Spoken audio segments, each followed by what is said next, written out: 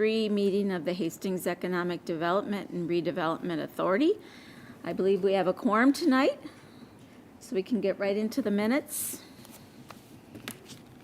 Anybody, we have minutes from, and I did notice that I think there's a 2022, it probably should be January 12th, 2023 on that. A couple different spots. So noted. I will check the That's my reading of 2022s for contracts 23s. Yeah. So we can make that, that's just on our agenda. So if I'm open to any motion for the minutes from the January 12th, 2023 regular meeting. Move to approve. Thank you. Do we have a second on that? Second? Yeah. Okay, all in favor, say aye. Aye. Any opposed? Okay, that one passes.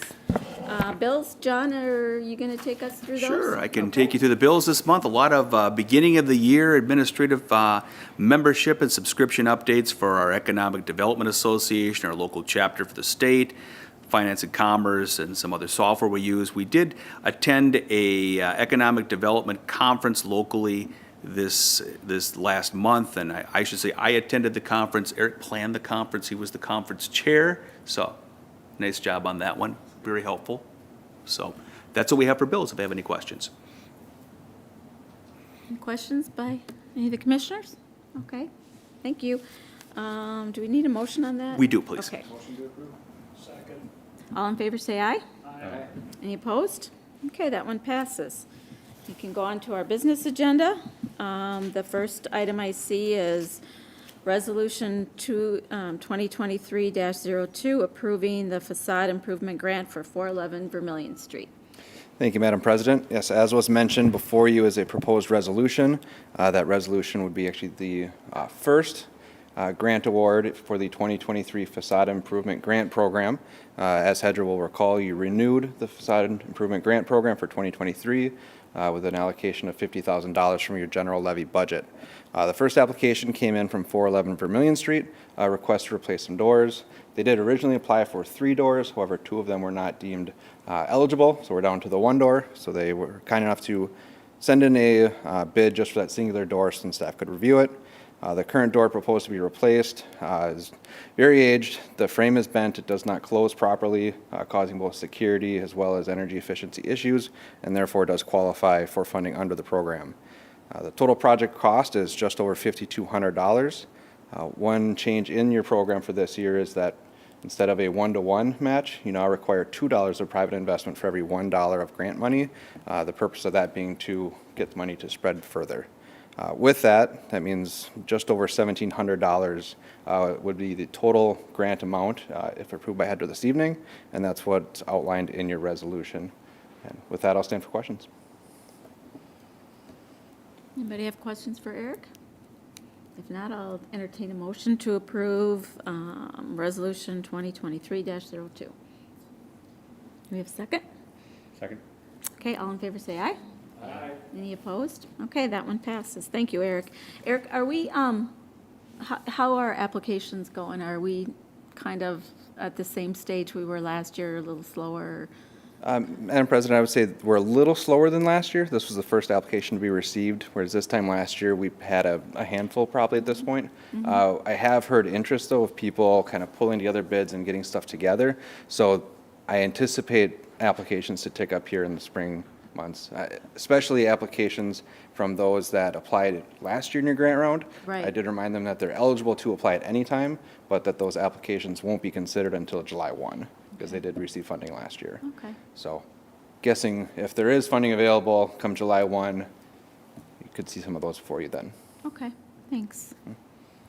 All right, we'll go on to item B under our business agenda, Rocos Advisors Marketing Update. I think we have a couple of people here in the audience with us. Absolutely. Thank you, Madam President. Yes, with us this evening are 2 representatives from Rocos Advisors to provide you an update on all the work they've been doing with marketing our shovel-ready development site. With that, I'll invite them up. Hello, thanks for having us.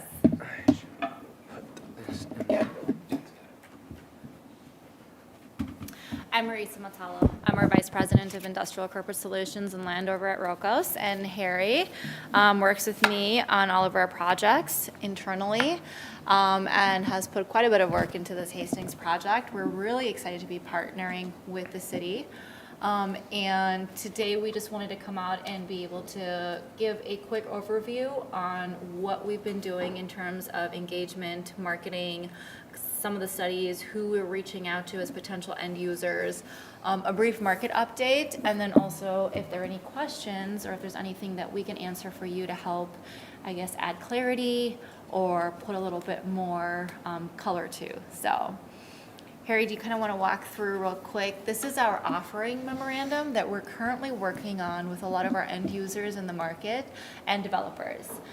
And so I think we're all kind of aware it's a fun, tricky time in the economy right now.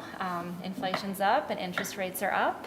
And whereas we've had traditionally in the last 3 years quite a bit of spec development occur, with the rising interest in Q3, lenders got a little bit more hesitant in how they're trying to give out money and how debt is used. And so without a tenant who's willing to take and occupy the space prior to the building having a punch list completed, they're wanting to build to suit. So I'm a developer, you have a tenant, now we're gonna put the building in the ground, whereas 2-3 years ago, we put the building in the ground because we knew if we built it, they would come.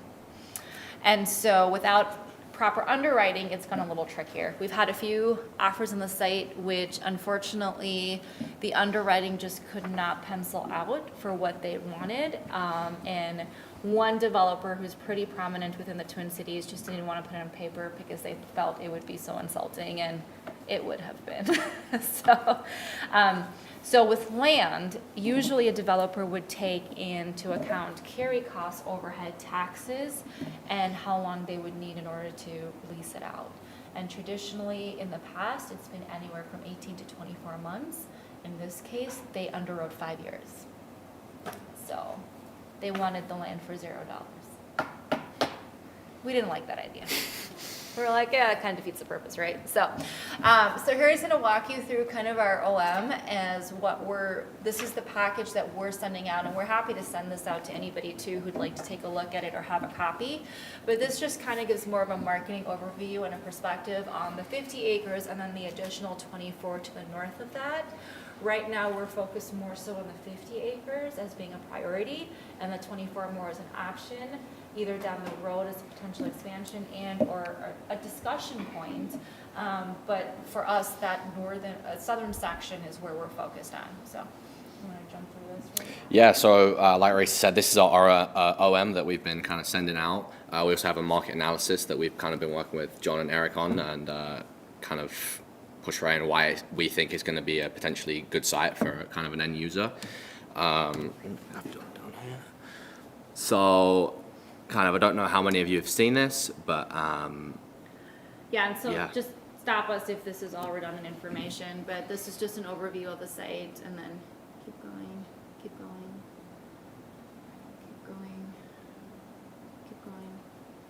Go back to Yeah. the acreage. Oh, yeah, sure, yeah.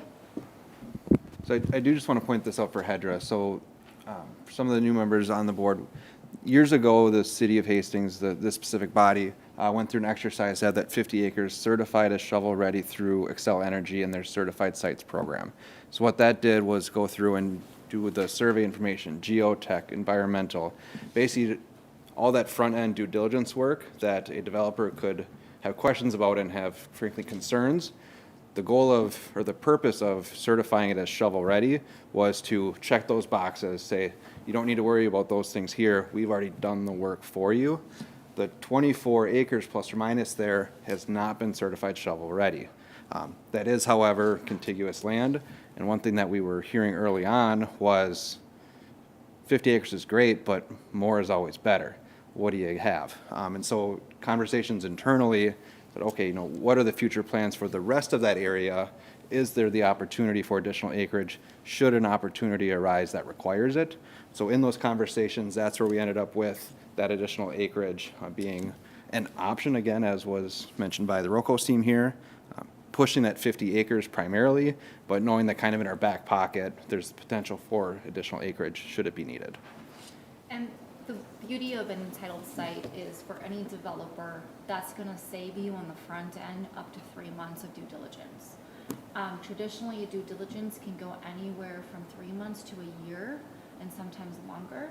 if we look at some of the options that are going on right now in Becker with some of these big projects with Project Bigfoot, and we all know their data centers, right? And so some of these are on year 2 of their options, and typically what they do is they go into 4-month sequences. So what Eric's team is really trying to take away and create that opportunity of saying, yes, the work's done, the financials have been spent, you get to save on that piece alone, and you get to get your project going a lot quicker. So if you have a tenant who has a timeline of 6 months to be in the ground, that is the difference between this site and beating out someone else who has not already completed that work, which is a huge upside. So in a spec market, that's fantastic. We're in a build-to-suit market, a little different. But we still have that advantage of having someone go on the ground a lot quicker, whereas other sites in the metro will still need to go through an entitlement process, go to the city, potentially get rezoned, potentially get entitled, sewer, water, energy, power, and we all know power right now is insane. In some cases, it's 12 months out. Yeah, so kind of continuing on.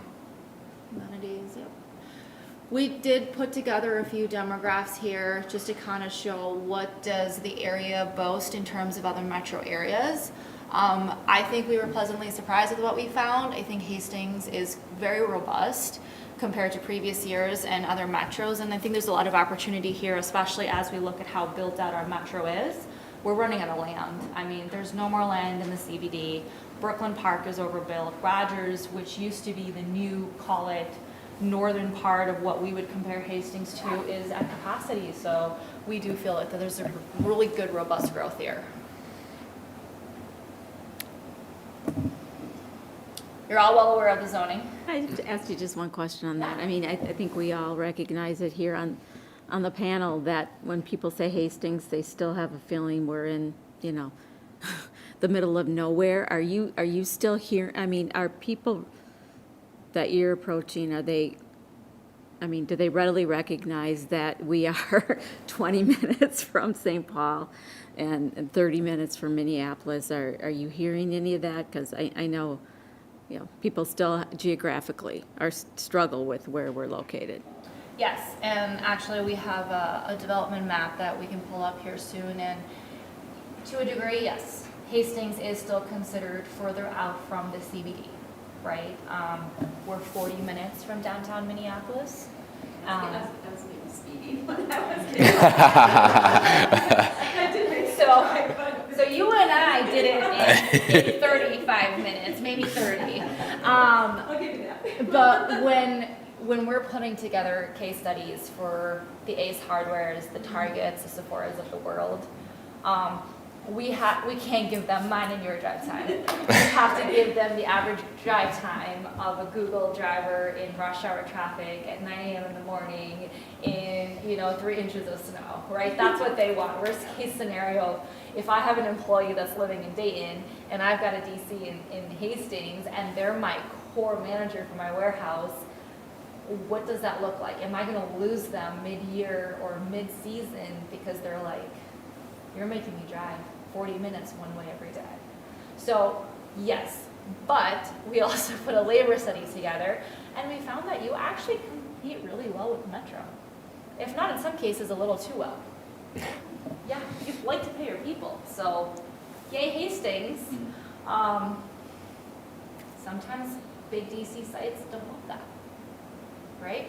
They want cheap labor. They want $16, $17 an hour, and we're a little bit on the high end. So it's a kind of a balancing act of figuring out who in the world right now cares about sustainability, inclusion, equality, and are focused on that for their people in their organization, and who's willing to take a risk of making the investment into a city that is robust but continuing to grow, and finding that balance and saying there's an opportunity here in 5, 7, 10 years for me.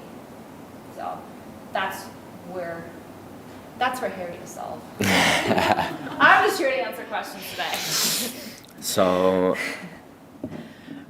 So we kind of are all aware of the future land use and the zoning for the site, and right now this is being marketed heavily as an industrial site.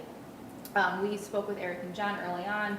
about having discussions with retail brokers and with multifamily and mixed use, because we wanted to make sure we weren't missing something, you know? I always feel like a land site is the best use is for what is gonna get you the best property taxes, labor, and people through the door. And so when we do that, we can always look at a site and say, we think an industrial building should go there, we think a multifamily building should go there. But the reality is the people who live in that community, for the most part, dictate that piece of it. And we have underwrote several projects where it comes to single family for rent, because that is a new trend right now. Interest is so high, it's harder for younger professionals to afford a home. To even just get approved right now, it's insane. And so the single family for rent market has taken a little bit of an uptick in the past couple of years, specifically West Coast, it's moving inward. And while they do think that it is a good location, I think it goes back to the job issue and the labor issue. So right now, it's still gonna be marketed and continue to be marketed as an industrial site.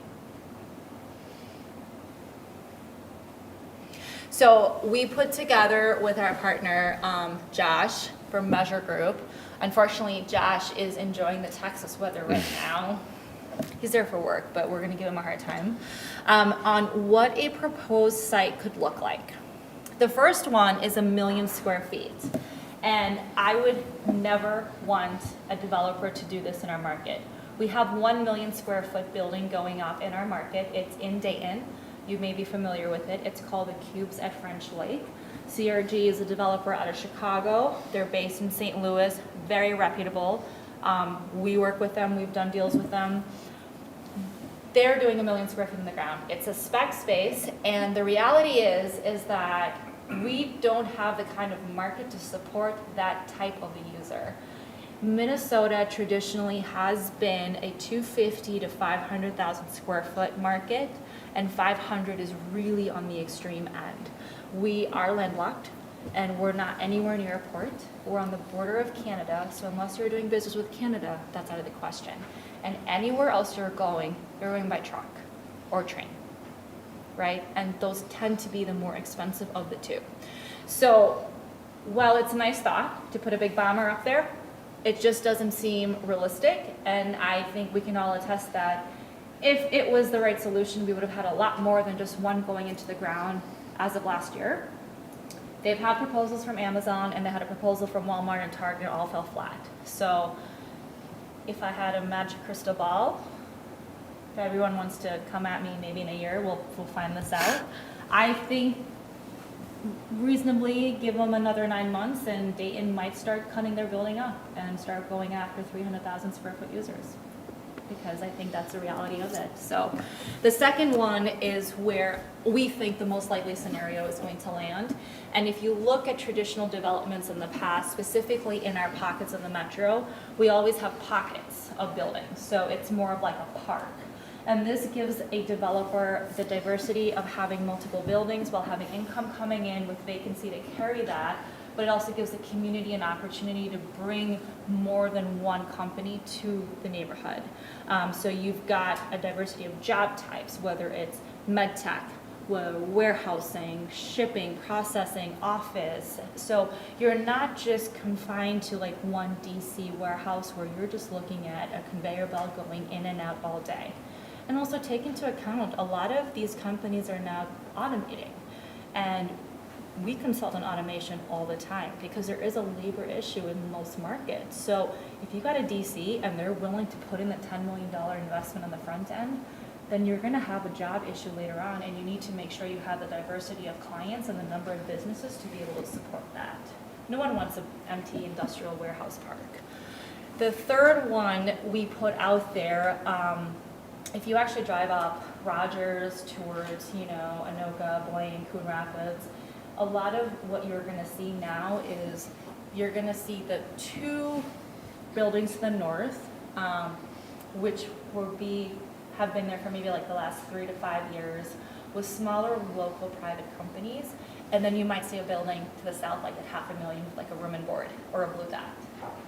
And that's where we're seeing developers who have access land are jumping on the build-to-suit opportunity to say, we put up these smaller buildings in the past, we did it spec, it worked really well. We have this access land site, We can do 2 or 3 more buildings like that middle route, or if we have a proposal come to us and someone needs $500,000, let's just take it and go.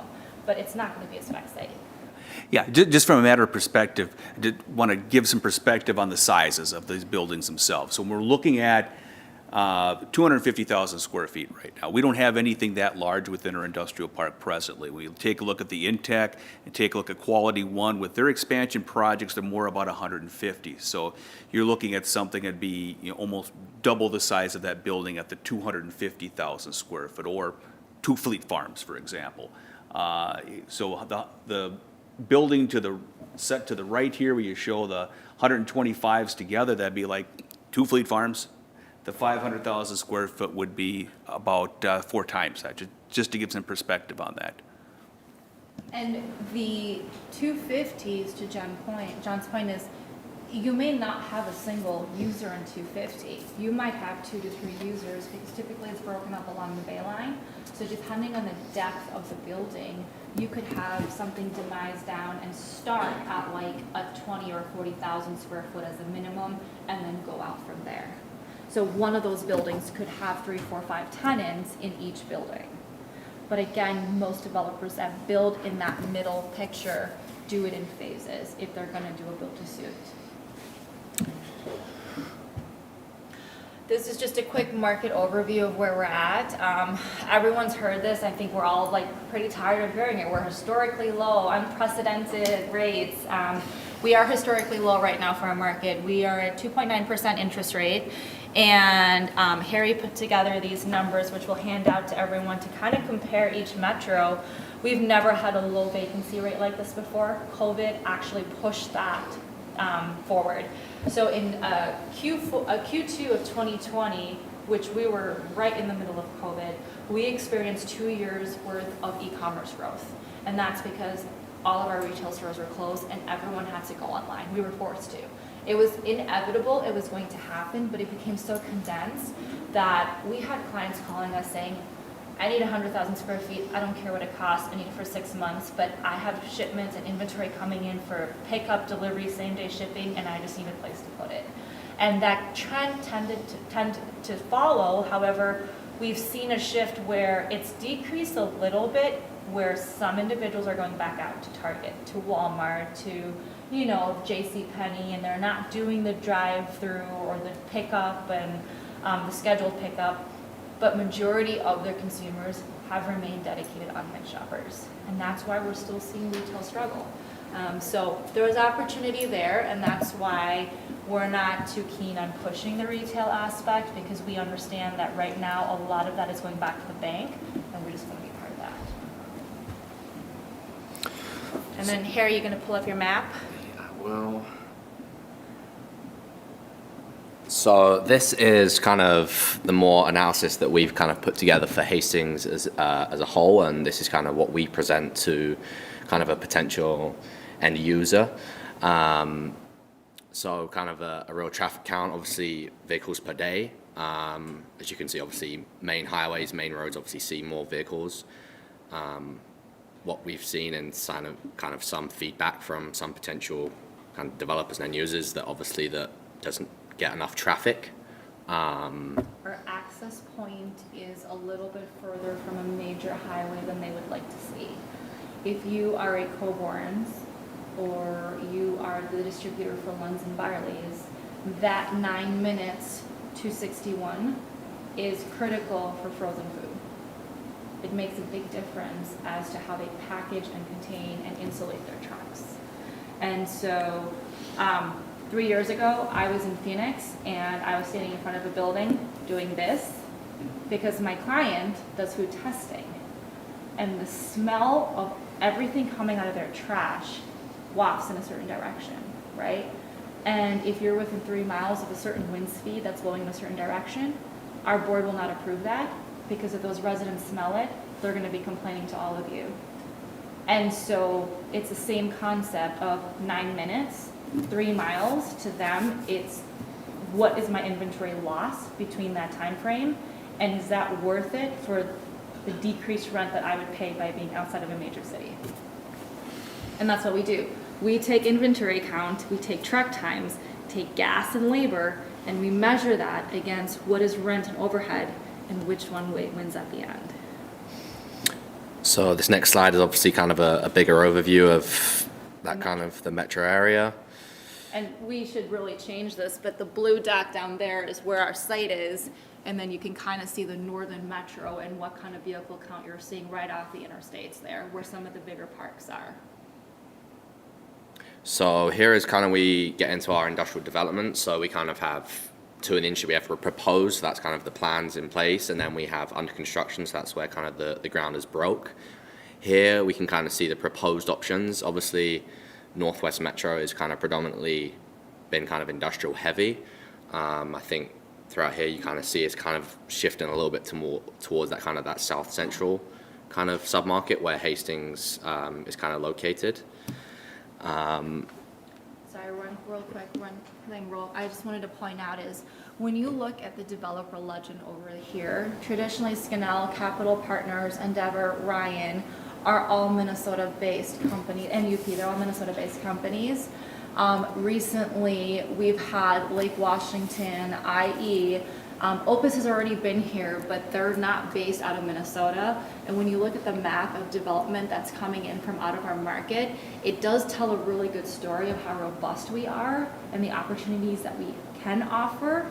But when you look at where they are, and if you compare that to our map with our vehicle count, you'll notice that those pinpoints are very much correlating exactly at access ways and interchanges. Next, this is kind of the under construction. As you can see, again, Northwest kind of heavy, but there is some kind of projects going in that south central market. Again, you see kind of the same developers. Kind of Yeah, Launch Properties is doing their site in Lakeville.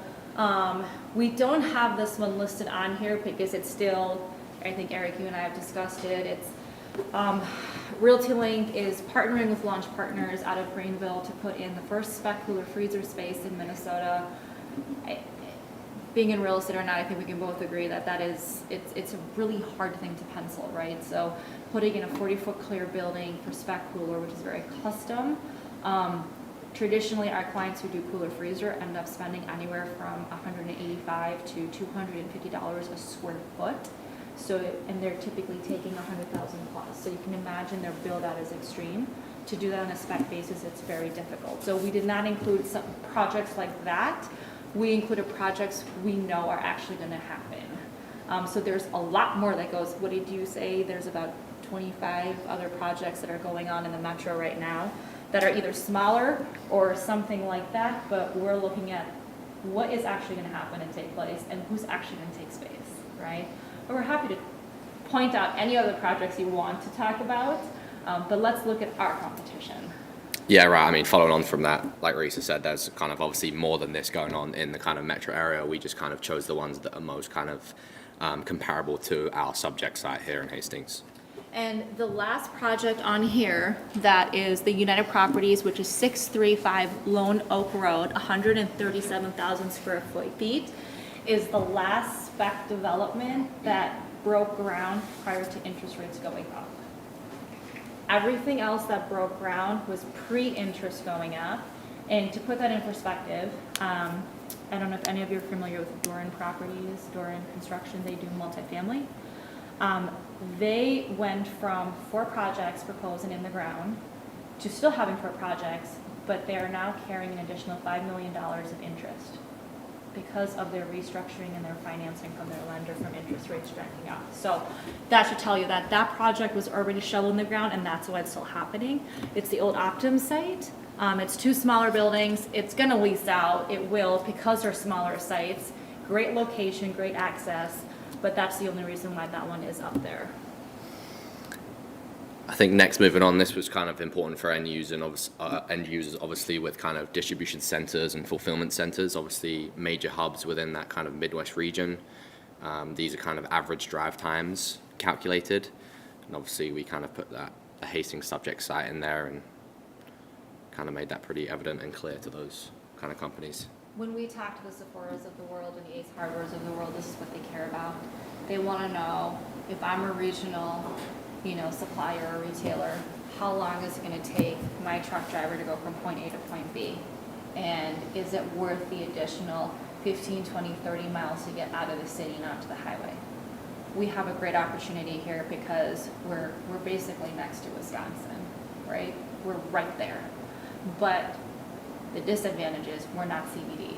So we're struggling with the labor piece, but the access, once we can get past getting onto that main road, we're great. We're a good shot if you want to get to Wisconsin and past that. Anything east, we're good.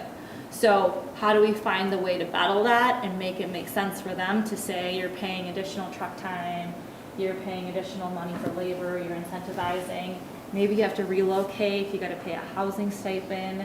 So what can we help you do and put in front of you when you go in front of the city to make this an actual viable option? And here, kind of lastly, what we've been kind of real focusing on at the minute is kind of putting together that labor study. Again, we found kind of this challenging because obviously every company isn't willing to kind of obviously release what they pay to their workers. I mean, kindly, John and Eric introduced us to a couple of companies here in Hastings that have been helping us out this past week actually in kind of helping us determine this. Yeah, I think you can kind of speak a little bit more kind of to the rates and we itself. actually found out that some of your local companies are paying their employees more than what has been reported, which is great. I mean, I think that's awesome. You know, the average of one that we spoke to was between $23 and $25 a square foot. I think that's an incredible thing as a company to be able to afford that kind of a rate for your warehouse staff.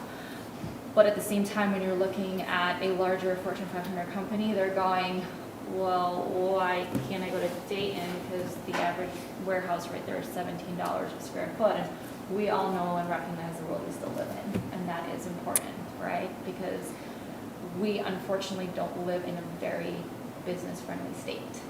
And taxes are going up and inflation's going up, and unfortunately we're seeing property tax increase at a phenomenal rate. We're one of the highest property tax states in the country. It's astounding to me. Because we have so many Fortune 500 companies that are headquartered here. So this is something that I will say, developer aside to come in and buy the land for spec, carry it, or build to suit. For us, as we're going out to end users and having those conversations, labor is the second question outside of location. And we need to tell a story as to why we can justify that rate for where our location is. And so, again, that's Harry's job. And with that, So, if you have any here you can pass these out. Yeah. Harry put together these numbers that we track that kind of shows you comparatively where we are compared to the metro in terms of current product, vacancy, absorption, new development, proposed development, under construction. And it paints a really good picture when we go out and sell our site to say, yes, we understand this is where we're at, but here's the opportunity. And the more zeros you see in a city, the more questions they tend to be. But that's a way for us to say, well, we have an opportunity for you to break ground and be very prominently well-known and well-received in the city here. So we're hopeful and we're optimistic. You know, we've all gone through recessions and we understand downturns and we know that the pendulum swings. So we don't think that it's going to be a tremendous feat, but at the same time, we also don't want to just push the city into taking a deal just so we can get it off our books and be done with it. Though that would be the easier option. and I will add to that, I think Hastings is in that south central submarket for the industrial Yes, space. it is considered South Central. Yes, Yes. I apologize. It is considered South Central. Yeah. Well, thank you both very much. At this point, I'd like to turn it over to the HEDRA board to ask questions. I would encourage those questions. Please ask them. Oftentimes, you might have them for John and I. Frankly, we are not the experts in that and don't have those answers. However, the two individuals in front of you likely do. And so please do ask those questions. I used to tell cities, if you don't like us, you can throw eggs, but the price of eggs has gone up so much that I would suggest not doing that. Questions? Mr. Johnson?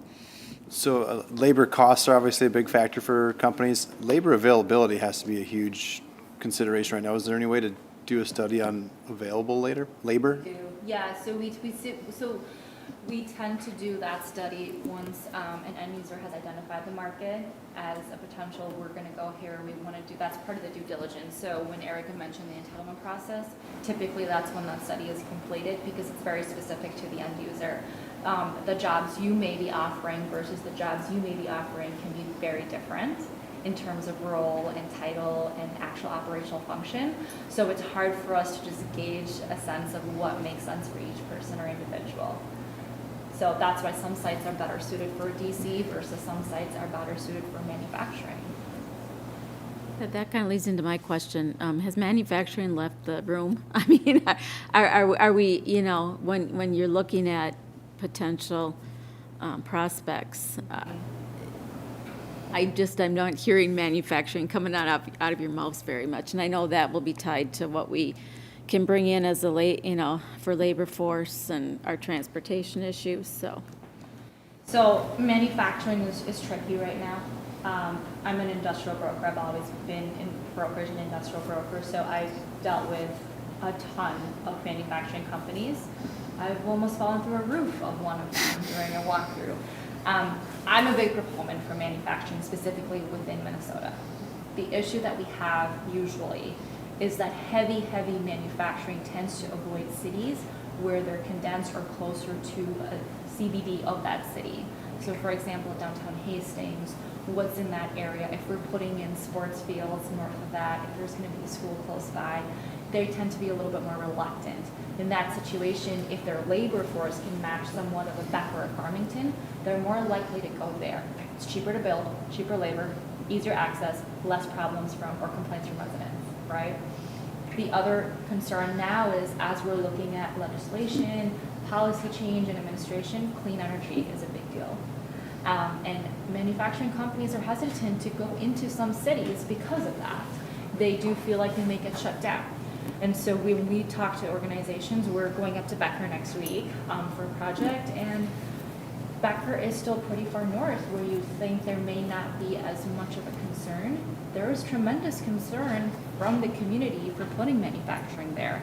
They think it's dirty, it's messy, it's going to contaminate soils, which in some cases it can. There's new processes that will avoid that, but you can't control the end user, right? So there's things that play into that. We have not taken it off the table because for us, industrial and manufacturing go together, but we also realize when it comes to jobs and the type of job, traditionally a DC or a warehouse of that nature is easier because the role or the requirements for that role are a little bit lower than maybe a manufacturing or an engineering role. Reese, if I could, to that point, the examples you were showing for those site plans that had the, you know, a 250,000 square foot building, 125,000 square foot building. You mentioned that it's likely that if one of those were to be constructed, you'd likely have multiple users in those buildings with those bay lines where there's not, you know, John mentioned the manufacturers that we have in the industrial park currently, and that they're at that 125, 180 once Intech does their expansion. So potential, it would seem that if you could get a larger building, then maybe you have manufacturer takes a couple of those bays that they don't need 250,000 square foot out of the chute. They need 25,000, 50,000 square foot. And so it could end up being that, okay, we land somebody to build the building, but then who fills the space? And I just want to clarify, manufacturing as a whole for us is an all-encompassing component of, we're talking light industrial, but also very heavy, dirty manufacturing, right?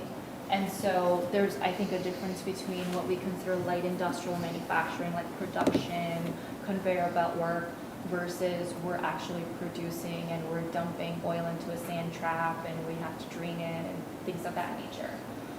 We work with a lot of recycling companies. They're messy. We've got 3 that need to move out of the city of Minneapolis. We have no idea where to put them because no city wants them. So in that case, I wouldn't want to go put that in front of them because I know that it's probably not going to pass. But if you have a company who's manufacturing parts or it's a process of precision type thing, that wouldn't be an issue. And that's what we consider industrial.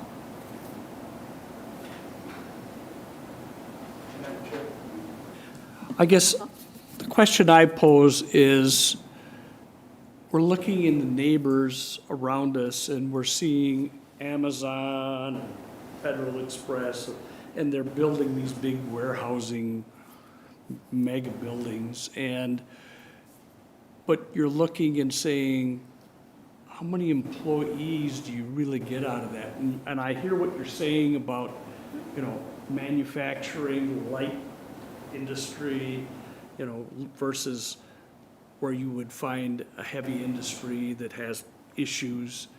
But is there a niche that you can find tech companies that, are clean process, but there's a,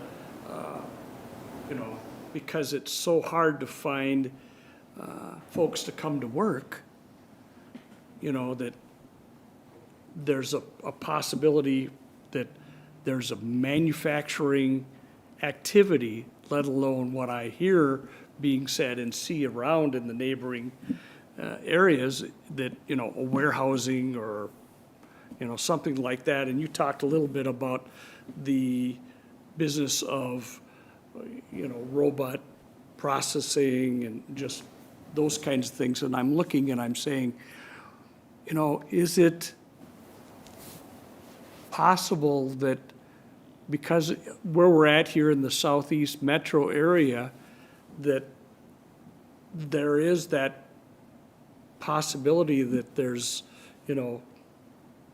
that type of size industry that would be interested in our area, knowing that, there's not a lot of folks that are available to work, or, there's not a big supply of eligible workers, I'll put it that way. And so should we be concentrating down to a particular type instead of just saying, okay, here, we'll take interests from all through the spectrum? And that's kind of my thinking is are we smarter to look at, like where you were showing the smaller buildings laid out into that area, that may be the easiest way to find some kind of manufacturing industry or whatever to come in to the Hastings area. And I don't know, with costs and money and everything else, and you said something about the, political market and what we're going to be looking at taxes moving forward. It's, Well, one advantage you have is Hennepin County is looking at increasing property taxes for industrial users, right? Office and retail are going back to lenders right now. They're not getting the property tax off them, so they're looking at the thriving industries, and who are that? That's industrial buildings. So if you're an industrial owner or a tenant, that's a pass-through cost, so you're going to get hit with that. So that is an advantage to a city like Hastings, because you're not part of Hennepin County proper, where you get to be dictated by a lot of that. To your point, yes, I agree. If we went, and this was a year or 2 years ago, and we had like a SCNA or a UP who we've talked to put in spec buildings because SCNA wanted to put in 5 buildings. You build it, they will come, right? You need to put it and construct it. End users don't have an imagination sometimes, they lack that. You'd be surprised how many of my clients walk into a building and go, what do you mean you're building my office in here? This is literally a shell. They're really good at building their business and running their business. They're not good at understanding what they can create when they see an opportunity, unless they've seen someone else do it. And one of our struggles right now, because I think we're popping up maybe like 4 to 5 employee engagement surveys a week right now for clients calling and saying, bring my people back. I can't bring your people back. I can tell you why they're not coming back because I can survey them. You as a business owner have to make the decision, put your foot down. And all of our clients are looking at each other going, who's gonna do it first and be the bad guy, and then we'll follow suit, right? So we're not in a spec market anymore. We came out of COVID. No one wants to take the first stance and say, let's go back. Target's looking at US Bank. US Bank's looking at, Prime Therapeutics. Prime Therapeutics, we just put 500,000 square feet of space in the market because they're like, we don't want to tell them to come back. Thomson Reuters, they're all moving, right? So it's this world of evolution, and we approached a few of our clients who we know in the next year or two are gonna be building build-to-suit headquarters in St. Paul. One is moving out of Minnesota because we just collectively have decided it's just not friendly for us any longer. The other one said, we love the parcel, pick the parcel up, put it closer to St. Paul, 20 minutes, put it closer to St. Paul, because my employees aren't in Hastings. I can barely get them into the office, and some live 7 minutes away. They're doing a hybrid model because they feel like if they don't do a hybrid model, they're gonna lose their office employees, even though they've got a 70,000 square foot warehouse that needs to be operating. Our office, when you walk in, they built a brand new office a couple years ago. It's stunning. We threw millions into it. Hybrid because they're afraid if they say come back, no one will come back and they cannot rehire. So it is a tricky time to kind of enforce that. If it were me, I'd say come in. To be fair, I tell Harry, work where you want, as long as you get your work done, I don't care. Come in when we need to collaborate. But at the same time, as a business owner, it kind of goes down to the fact of you want your people to come in, that's great, but drive time, distribution time, labor, what are you paying them, how are you paying them? When you look at the single-family housing market right now, Eau Claire is getting a lot of attention because it's cheaper to build, it is more accessible, there's land, and you can build a house that will cost you $2 million in Wayzata for $400,000 in Eau Claire. So a lot of individuals are going, maybe there's an opportunity now. Wisconsin's more friendly, we have less taxes. I think it's gonna happen inevitably. If you look at Rogers, that took a couple years. It will happen to Hastings, but I think you're gonna need some of that distribution of higher end luxury type homes, and as you start pulling more of those professional jobs, you're gonna pick it up. And one suggestion I would make is in some of your parks, look at more medical and med device, and look at more healthcare. There is an uptake right now in healthcare. And we've got a healthcare guy in our office, and he can't keep up. It's insane. Because of the number of satellite offices, the number of dentists, orthodontists, chiropractors, and when you start pulling those jobs in, that's the high-paying jobs that they're pulling in employees from, and then you start picking that up, and that's how you build that more of that community platform of a higher end living and the wage, and you're drawing in more labor. So Risa, going on the medical device manufacturer, I know there's a core really on the north end of the metro area, on the 694 corridor there. Would we be competitive if marketing that here, in your opinion, because of our distance from that core? So we are marketing it because it does fall under light industrial for med device. I think the issue and the concern is that you need someone who wants to be the first. Who's gonna be the first, right? Now, I'm of the mindset I always want to be the first, so let me go do it. I'll get the better deal. But when you have a market right now, market conditions are really shaky.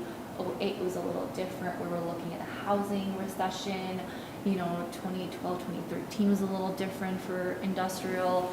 Industrial has never really had a bad day, so to say, because we were never the fun, pretty girl at the dance, and then COVID happened, and all of a sudden everyone wanted to go into industrial and own industrial buildings.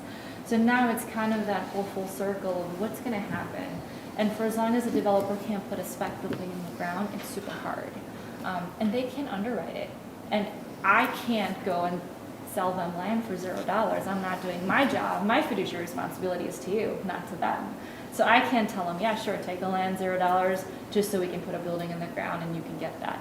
If they can provide a business case why we should give them the land for a less value because it's going to provide X amount of return in property taxes, then that's different.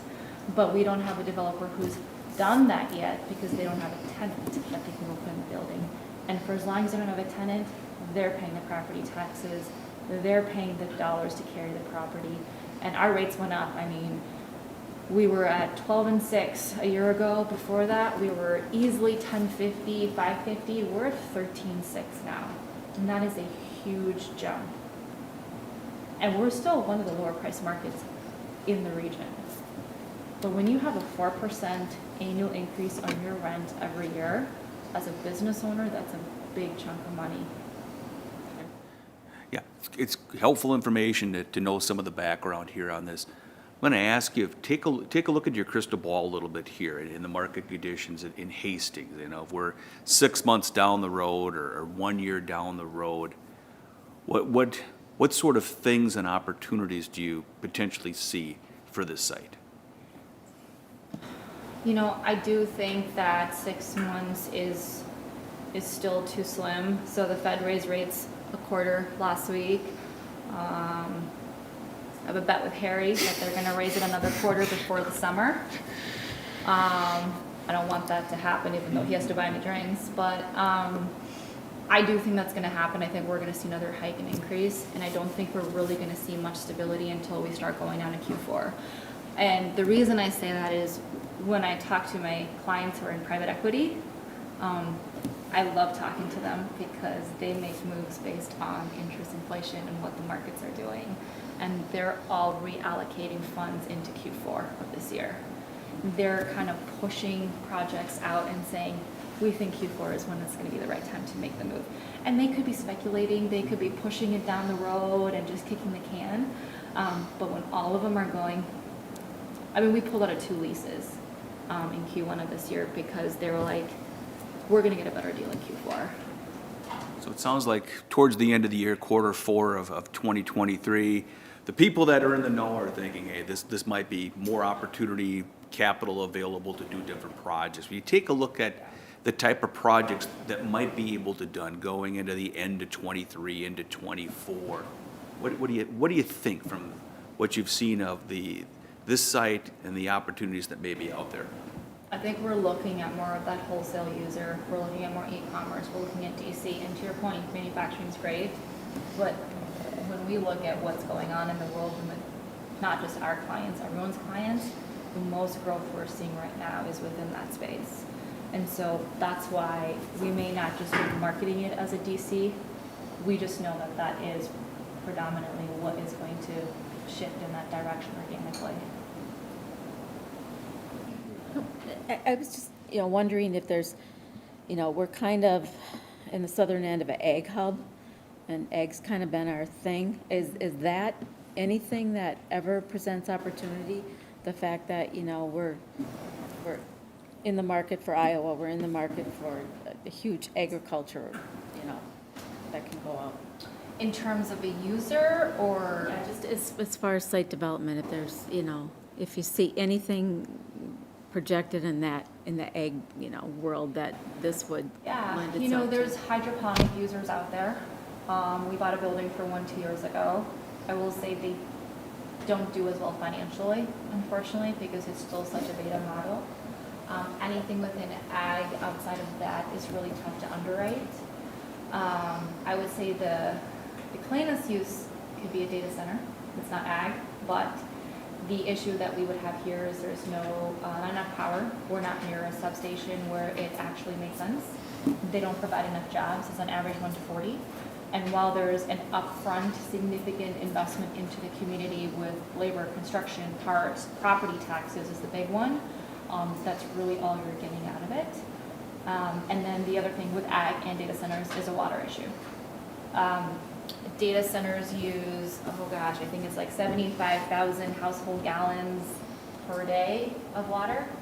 And if I recall correctly, in Cincinnati right now, and Phoenix actually, Mesa, they put up a Google data center.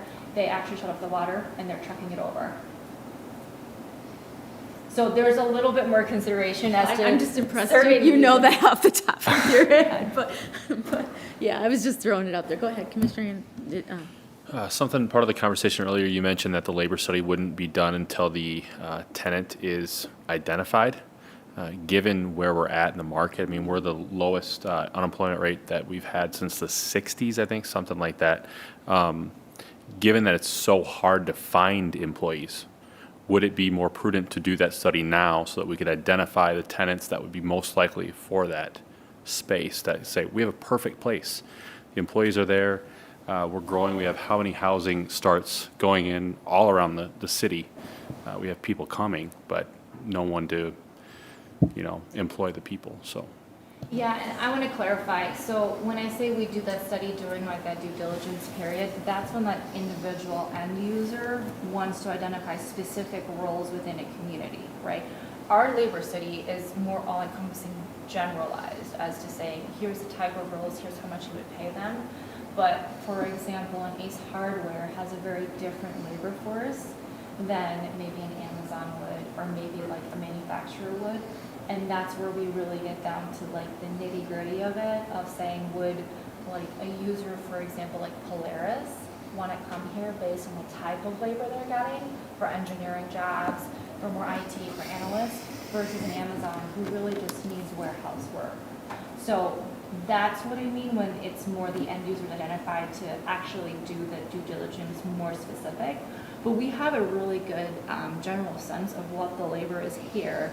It's just a matter of having that end user go, that's the type of labor I need, and that's where I should go. For them, they look at the dollar as well, right? So it's not just the number or the percentage, it's how are you comparing to Dayton, to Shakopee, to Chaska, to X, Y, and Z? How are you comparing to Becker, right? And so am I paying $4 more, or am I paying 30 cents more?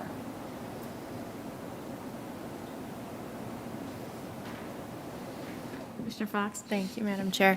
Perhaps this question is more for Eric and John, but how do we support this, this research going forward, and how do we support this, trying to solicit Yeah.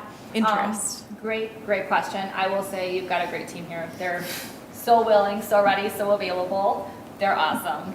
And I think anything we've ever needed, both John and Eric have been so willing to provide for us. It really comes down to finding the right person, and maybe you both can share, like, we're just not looking to offload the site. I think we're trying to be a little bit more intentional with who gets the site long-term, because we've had conversations with if a Scanel were to take it, and if we could justify and come to terms with 3 years of carry costs, do we want them to sit on the land for 3 to 5 years and not do anything and have a low tax basis and just wait it out for the next big wave? So I think it's great that the city is so involved and wants to be involved. For us, I think as we ask questions, it's nice just to have responses. You're one of the most receptive cities we've ever worked with. I just want to put it out there, and I do not say this to every city. And it's just nice to know that there's actual intention around wanting to create something rather than just pushing it to be able to say, hey, we put this project in the ground and we're done. And then I get calls like a year later saying people don't like the development that you helped us get. And along with that too, I mean, we've had a long history in the industrial park. We've done a lot of private development in which we've served to facilitate that over 40 years. And understand that this is a piece that we've been saving for at least 20 years for something that could be a large tax job generator. And really coming down to the question of how best to get to that point. So we've really given that direction to Rocos in what how we would solicit users in there. As Reese has said, there's situations and people that come in that say, hey, we want to get rid of this land. We want to be able to make sure that we get this off our books. And that's not what we're really looking for here. This has been a situation in which we've spent a lot of time and capital to make sure that the right individual, the right firm comes into this site. And we're looking to Rocos to help us out on that one. I mean, I think we would love to find a way to have like better signage opportunities for the parcel itself. So I know our marketing coordinator and how she's been kind of looking at what billboards are around. If we can just throw a picture of that aerial up there and say, ready to go land, shovel ready. And you know, it's a little harder because it's not everyone's willing to just give us a billboard to say, yeah, go for it. You wanna market the city's land, go for it. So there's things like that. You know, we've done some footage, things of that nature. We work very closely with Excel. You know, Judy Ring over there, who's a director, and works very closely on land site selection. She's really been critical in helping us push it out to site selectors as well and having those conversations. Judy and I stay in very close contact with that, and she's pretty integral in wanting to ensure that anything that Excel touches, she wants to ensure is the right fit and the right partnership, because she's so concerned with the image of Excel. And so she, like us, is very intentional in who she's taking this out to. And her and I, before we started saying maybe we should talk first, is we were taking it out to the same end users. So they were getting it more than once, and then they were like, oh, do you know Judy? And I'm like, I know Judy. And so we now are trying to be a little bit more collaborative on that. But I think it's nice to know that there are so many individuals who want to see something happen here. It's what can we do to make sure it's the right fit? And I think we've all gone through enough development and projects over the years and have watched it happen to know what we should avoid and where we should not cut corners. I can tell you that Brooklyn Park is not super thrilled right now with what's going on. They have very little land left, and it's all been zoned industrial. And if you've ever been to one of the real estate summits, it's a lot of, all the brokers and developers are like, yes. But there's a lot of residents who are like, walk outside and I'm in the parking lot of an industrial building. So, I think there's just a lot that goes into it. Yeah, Madam President, I would just add to that the question that Commissioner Fox asked with relation to how can we support them. Reisa was just mentioning all the different doors that are being knocked on by them and by Excel Energy. So the more information we can provide them, the better. At the end of the day, John and I have the information we have. Most recently, when they were looking at the labor piece, they were pulling information from Greater MSP, who has regional data. We end up getting lumped into a general region. Oftentimes, that ends up including the Woodburys, the Cottage Groves, the Lakevilles, et cetera. So one thing we were very appreciative recently was we were able to connect them with businesses in our industrial park to pull labor rates that they were paying inside of the business park that this site is adjacent to. So that way, Risa mentioned that, unfortunately, we have really good paying jobs here, which means the labor costs a little bit more maybe than what some might have been hoping. Double-edged sword there. We try and get high paying jobs. And so to that effect, we were very appreciative of the local business community, that they see the value in more business is better for all the business. And I think it's great to have higher paying jobs. It maybe puts us at a disadvantage when we're selling ourselves with labor, but for the community, I think that's enticing for someone who wants to move here, right? Like you're moving further away from what you want to call the CBD Minneapolis. Well, you're going to have a better lifestyle, cost of living. You're going to get paid more than you may be getting paid in a different metro. And you're going to be in a community that's growing and robust. So there are plus sides. I grew up in Woodbury when there was like a barn in my neighbor's backyard, and now I'm pretty sure it's like a Whole Foods. And I remember why my parents moved out there, and it's not the reason why they would have moved out there today. So I think there's opportunities there that do entice individuals and families to want to do that, and it will continue. The beautiful thing about development is that it's always going to keep moving, right? It's going to spread. You can only use so much land. We're not New York. We're not, San Diego. We have land. We just all have to be comfortable driving more than 20 minutes outside of our. We're so spoiled. We are so spoiled. I go to LA and visit clients, and I complain I have to drive 15 minutes, and they're like, that's my commute every day one way. What are you talking about? They come visit us, and they're like, you are so lucky. You drive 15 minutes to work. So we all have to get comfortable with this idea that our city is going to get bigger, our communities are going to expand, and the moment we all start doing that, then we'll start feeling it. And it's happening northwest. Traditionally, it's just been a heavier corridor of industrial, and we're starting to see it. We drove down here, and here's like, new industrial, new industrial, new industrial. That's the reality of this. This all came up in the last 2 years. It's shifting. Patience, time, and energy, and I think we're in a great position where we don't have to take the first deal. We don't have to go back to UP and say, fine, we'll take your 6 options, we'll take your 3 years of carry costs. No, there's going to come a point they're going to come back and they're going to be in the mix with 5 more, right? And then we get more leverage. I think, we spoke with Intech, and they're a great company. They're so grateful to have you and John. They spoke super highly of both John and Eric for helping them grants and incentives and just opportunities and things of that nature. And I think they're a great company to want to try to keep here. And if it were me, I would make a recommendation to say, go to them and say, if you want to expand, maybe we can start you as a first portion of this development. We can go find a developer who will build that first 200,000, they can take a big chunk of that. There's a smaller piece you can lease out at that point, and then maybe that's the start of something there. So that's one option to look at if we want to accelerate that process. So we've been pretty intentional about marketing this as a single development. I mean, like a lot of the options you had up there, multiple buildings, one developer, multi-tenants. Strategically, what's the advantage of that versus allowing individual developments for multiple buildings that might be more palatable to them if we're talking build to suit, but I'm guessing it's a little more complicated for the investment purpose? It does. Your capital outlay, it's always more expensive to build smaller. The price tends to go down per square foot when you go bigger. Uniformity, setbacks, easements become an issue with trucking and access roads, and if you're like a fleet company and you're a DC and your fleet is driving down Commissioner Fox's road multiple times a day with 18-wheelers, but I had to deal with the developer that I was going to have access to that road for my 18-wheelers, it becomes more of that issue, because as you put leases together with your brokers, you're very aware of who has access, where are the encroachments and the entitlements. So it's like a puzzle piece. Not all your tenants are going to be there, and you may need to reshuffle some of those.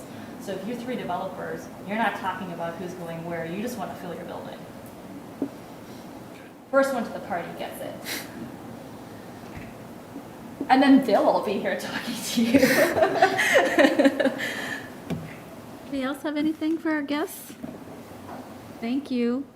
You're very welcome. Very By the way, helpful. can I just say HEDRA is an amazing name. I'm a big superhero fan, so every time I talk to Eric and he says HEDRA, I'm like, yes,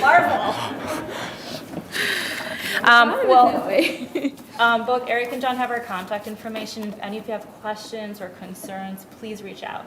I like concerns more than feedback in a good sense, because then we know how to fix things and how to make it better and what the community wants. So send us whatever you need or however we can help you or support you, and we're happy to do so. Appreciate it. Thank you. Have a good night. Thank you. All right, I think item C is our 2023-2024 HEDRA strategic plan. I know we'll be going into closed session on that, so do we want to do a little bit here first? You bet, Madam President, if you just give me a moment to switch over on the technology side of things. And hopefully I can spell my password correctly the first time. Yeah, better you than I. There we go.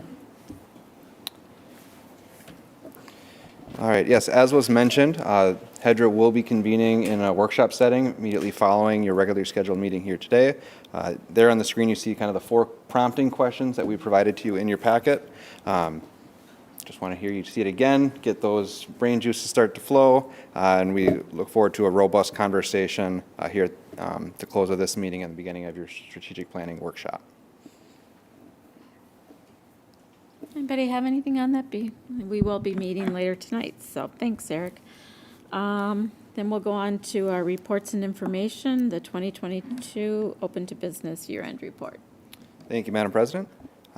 This year, City of Hastings again partnered with the Dakota County CDA and all the cities within Dakota County to take part in the Open to Business program, which is provided through the Metropolitan Consortium of Community Developers. And so this is a business coach that's provided to any Hastings business or resident that essentially is looking for business coaching and mentorship in that way. HEDRA pays $5,000 for the benefit that they provide. The way that it's structured is that of the entirety of the contract, Dakota County CDA pays for half of the entire contract. The remaining half is then split amongst the cities based on a prorated share based on our population size. And so that's how we end up with that $5,000 mark. Within that, but based on our population, we don't get a certain allotment of hours. It's just we get access. We get in the door. So what did that $5,000 get HEDRA in the Hastings community this year? In total, just under 1,100 hours were spent across all of Dakota County through the Open Business Program, 15% of which, or about 165 of those hours, were spent on the City of Hastings and in the City of Hastings. And so I think that's a really great number in terms of return on investment of that $5,000 for our local business community. There you see a variety of sectors that were assisted through this program that signed up into the, one of the nice things that they provide in the report, which was included in your packet, is specifically who are they helping throughout the year, which is very helpful to John and I as we look at this, is are there any clusters starting to form? Do we see them working with certain sectors a lot? It helps inform our activities. And then also finally, they did also provide $576,000 in additional financing across Dakota County, of which $165,000 of that was directly here in the city of Hastings, both with the Katie Lindbergh Insurance Building and the Spiral Foods Co-op business and their expansion. So not only is the city of Hastings getting excellent technical support for businesses, we're also getting very much needed gap financing for our businesses. And so we're very happy to see that and hope for the continued support of HEDRA with that open to business and our annual ask for that. Any questions on open to business? Thanks, Eric. Now we've got development updates. Development updates. I'll just go through a couple of things here. Walden and Hastings, which is the annexation project in the southeast side of the town on Trunk Highway 316 in Michael, did have a neighborhood meeting there in late January, attended about 20 people. Kind of mixed reviews of the site there. There was some concerns about traffic and impact to parks. I've certainly been in situations where I've seen more vehement opposition to a project than we received here, but fair concerns from the neighbors that the developers will take in hand. This development's a little bit unusual from others in the fact that it's a mixture of different types of densities from single-family, twin home, townhome, and apartment buildings, and that the development itself is intended to be all rental. So even the single-family components and the townhome components would be built, managed by an entity, and rented out. I think Reese had pointed out in that during her presentation the increasing market trend of that. So it doesn't mean it will be that way, but it's an interesting development going forward. Where it goes from here is I'm going to have the Planning Commission review the concept plan for development at the end of February, and then the annexation, which is the bringing the land into the city corporate limits for development, is going to continue its discussion at council at the first meeting in March. And so there's a variety of different steps the city would need to take for this development to come forward. So we're kind of taking baby steps at a time. What do people think of the overall concept? Should we bring the land into the city? Going through some environmental traffic reviews on impact and then getting down to specific components. So there'll be more to come on this as we move forward, but I'll certainly keep HEDRA abreast of what's going on here. Hopefully it'll help out with some of our other numbers for people in town and drawing of industry.